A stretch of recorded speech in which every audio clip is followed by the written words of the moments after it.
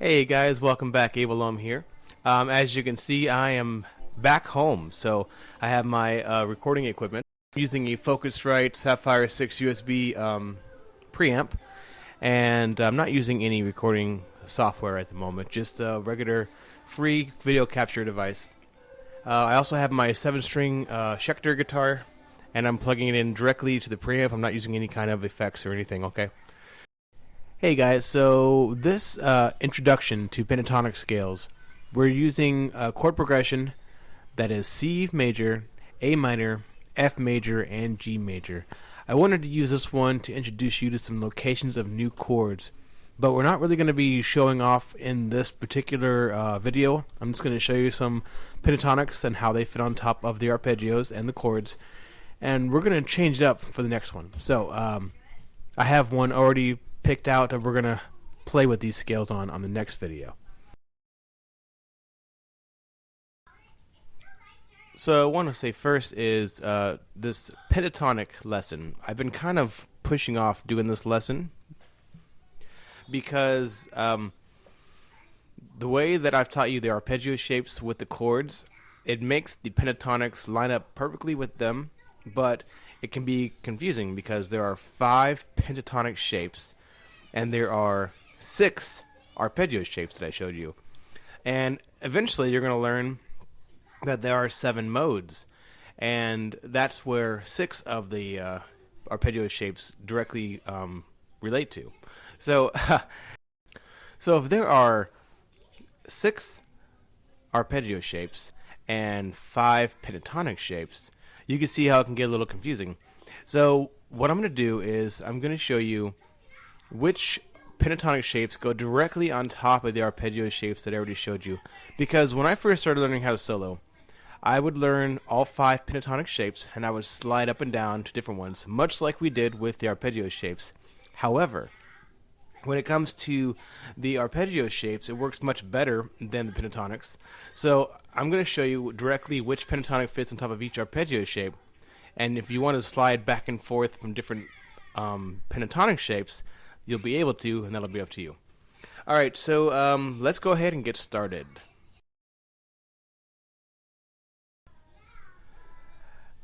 Okay guys, so I mentioned that the pentatonic has 5 different shapes. Typically the first one you learn is 1, 4, 1, 3, 1, 3, 1, 3, 1, 4, 1, 4. Again, that's 1, 4, 1, 3, 1, 3, 1, 3, 1, 4, 1, 4.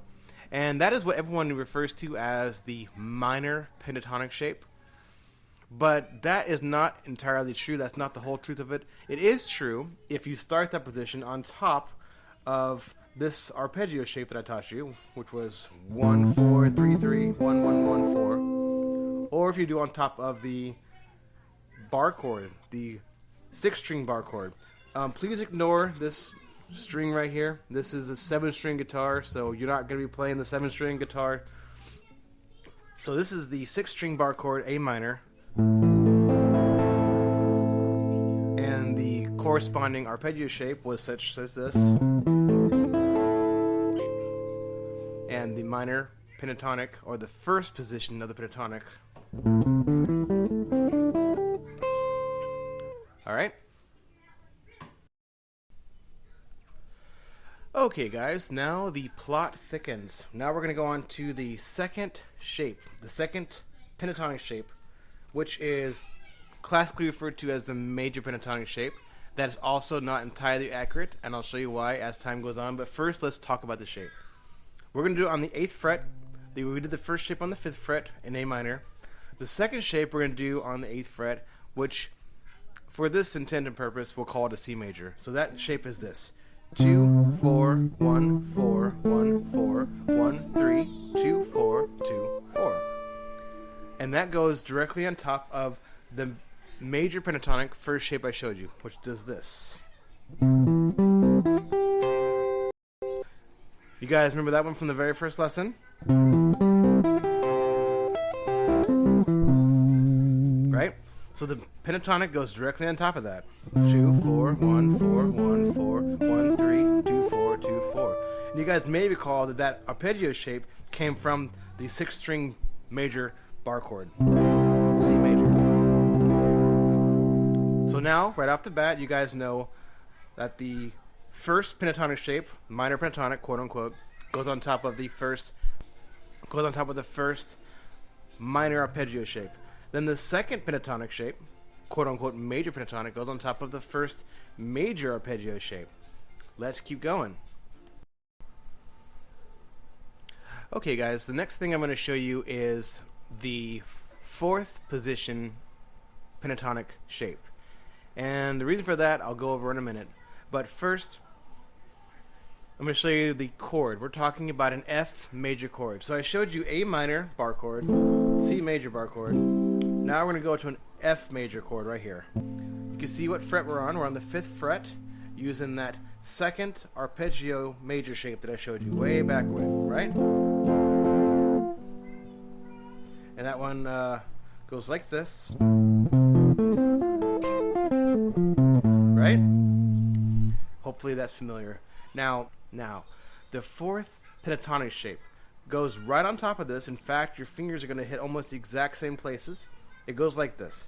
1, 4, 1, 4, 1, 3, 1, 3, 2, 4, 1, 4. 1, 4, 1, 4, 1, 3, 1, 3, 2, 4, 1, 4. So if I'm playing this F major here, I can play the pentatonic on top of it quite easily.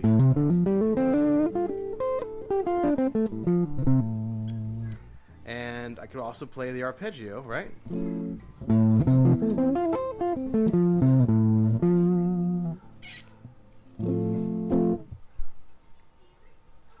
So that's the fourth shape in the pentatonic.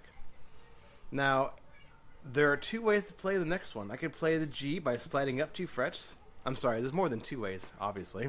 But I'm going to go make a decision now. Do I want to slide up for the next one, which is a G major? Or do I want to slide down for this one, which is a G major? Well, I already showed you guys that the G major, 6-string bar chord, the arpeggio would be this one. So the pentatonic shape would be this one. Right? 2, 4, 1, 4, 1, 4, 1, 3, 2, 4, 2, 4. So you can cheat and use, well, it's not cheating. So that would be this way. The other way would be to play it up here. This is the G major, and you can play it, right?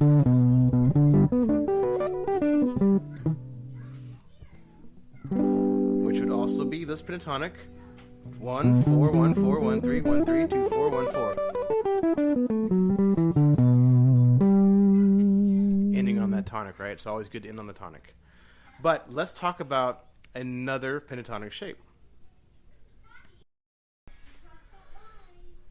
Okay guys, this is where it gets a little bit hard to follow, so bear with me. We went up to the G major right here. So our pointer finger is on the 7th fret, right? Our G major. If we were to play the arpeggio, it would be like this. And I just taught you that one of the pentatonic methods, or shapes, would be this one. 1, 4, 1, 4, 1, 3, 1, 3, 2, 4, 1, 4. Now I taught you guys that that was the 4th shape. I did not teach you the 3rd one yet. Let's talk about the 3rd one now.